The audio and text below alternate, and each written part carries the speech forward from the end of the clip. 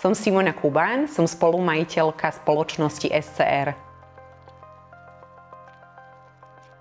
Knihu Umenie podnikať vydáva naša firma SCR, ktorá dodáva digitálne riešenia, ako je tvorba reklamy, ako je tvorba web stránok, portálov. A cieľom našej firmy je pomáhať našim klientom rásť. Na trhu je motivačnej literatúry veľmi veľa, ale veľmi málo z tých rád viete aplikovať na svoj biznis. A práve takáto knižka od slovenských podnikateľov v slovenských reáliách mi chýbala. Preto sme sa rozhodli vytvoriť knihu Umenie podnikať. Mojím veľkým vzorom v živote bol detko. V rámci firmy No Plasty, ktorú založil, zamestnával stovky rodín. Uvedomila som si, že naozaj toho spravil veľa, ale mne neodovzdal tieto informácie. A prišlo mi to ľúto. Nechala som v sebe zrieť túto myšlienku a uvedomila som si, že väčšina úspešných ľudí na Slovensku, ktorí majú úspešné firmy, tak nezdieľa informácie, nekomunikuje na sociálnych sieťach a nešíri sa touto know-how ďalej. Neodovzdáva sa nám, začínajúcim podnikateľom. Napísanie knihy je ako všetko nové, čo robíte, a nikdy si na začiatku neuvedomujete, aká je tá vec komplexná. Našli sme si Ivicu Ďuricovú, je to autorka viacerých aj podnikateľských bestsellerov. A pripravovali sme si zvlášť rozhovory pre každého podnikateľa. V knihe je 30 podnikateľov, ktoré podnikajú 20-30 rokov, majú naozaj markantné skúsenosti a sú to tak legendárne značky na Slovensku, ako napríklad Martinus, 101 drogérie, Kelly, slovenský bicykle, Naj, Pelikán, naozaj veľmi silné značky, ktoré s nami zdieľajú konkrétne rady a tipy, ktoré môžeme využiť v biznise.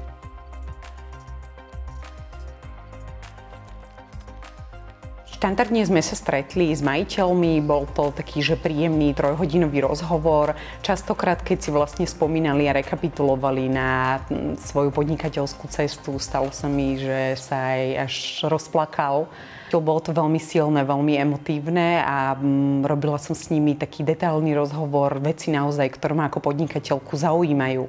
Ako si vyberajú ľudí, ako si zlaďujú osobný a podnikateľský život, ako si nastavujú ciele, stratégie vo firme. Čiže naozaj veľmi zaujímavé veci a všetky sú odovzdané v knihe.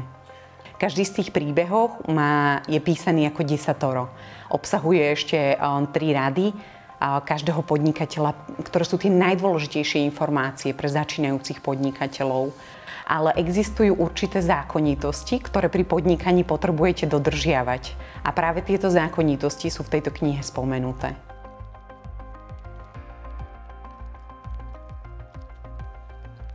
Po absolvovaní týchto rozhovorov som pochopila, že podnikanie má určité svoje kroky. Podnikateľov nikto nepripravuje na život podnikateľa. Naozaj musíte sa naučiť a prejsť všetkými vecami od výberu zamestnanca, cez to, ako narábať so ziskom, s financiami, ako inovatívne vyberať, nastavovať nové produkty, nové služby. A keď sa radíte s niekým skúsenejším, tak vás to vie neuveriteľne posunúť o level vyššie.